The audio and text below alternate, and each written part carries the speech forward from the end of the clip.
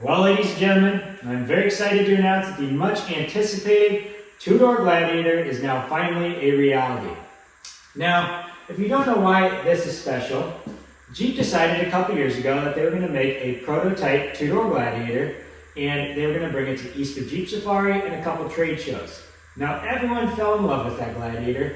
It made tons of headlines, and then Jeep decided that they were never going to produce it. So, we decided if they were going to fill that void in the market, someone had to, and we did that with this here JT2.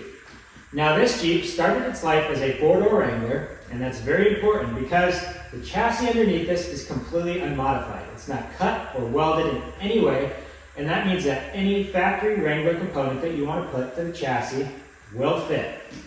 And then, along with the front bumpers, side steps, and half doors, all of those Wrangler components will fit.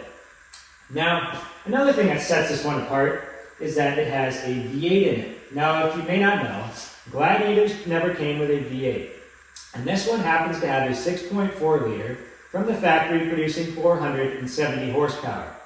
Now, that's very important because it's a completely reliable, factory warranted 470 horsepower.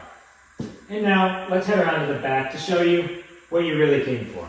Coming around to the back of the Jeep, you can now see what makes this so special. Now, this wasn't simply adding on a piece or just slapping a bed on there.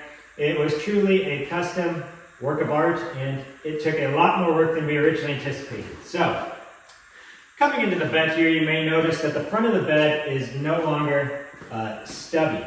This fender flare would usually come into the cab, and the back of the cab would not be squared off.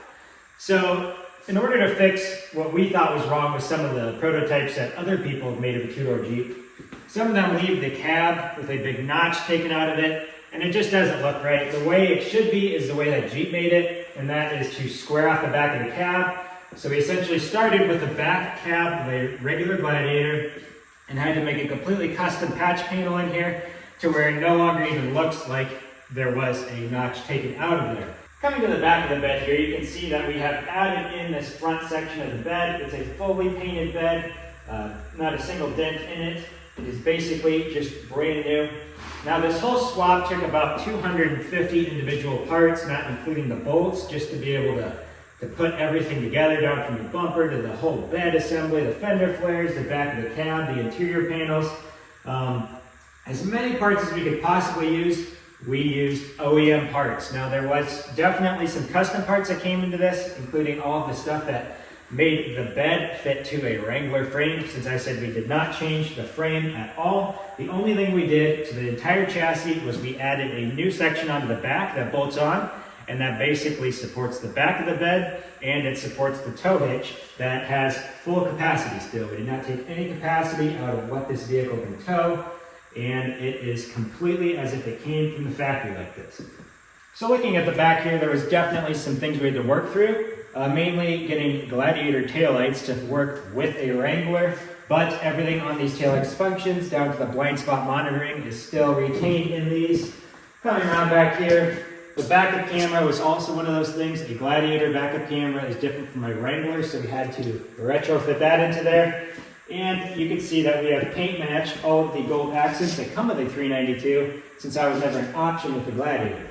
Moving to the inside of the Jeep now, you can see that it has 79 original miles, and it comes with everything you would expect out of a Wrangler Rubicon, plus everything that comes in a 392. So, you have full-time four-wheel drive down here, front and rear lockers, heated steering wheel, heated seat, performance exhaust. You can shut the baffles, it'll get quieter.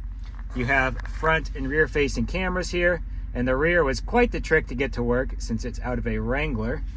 Coming around back here, you can see we retained the factory subwoofer, and everything in here is as you'd expect. We have an Alcantara headliner and a manual sliding back window.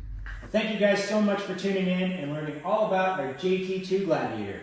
And this Gladiator will be at Barrett-Jackson in January of 2024.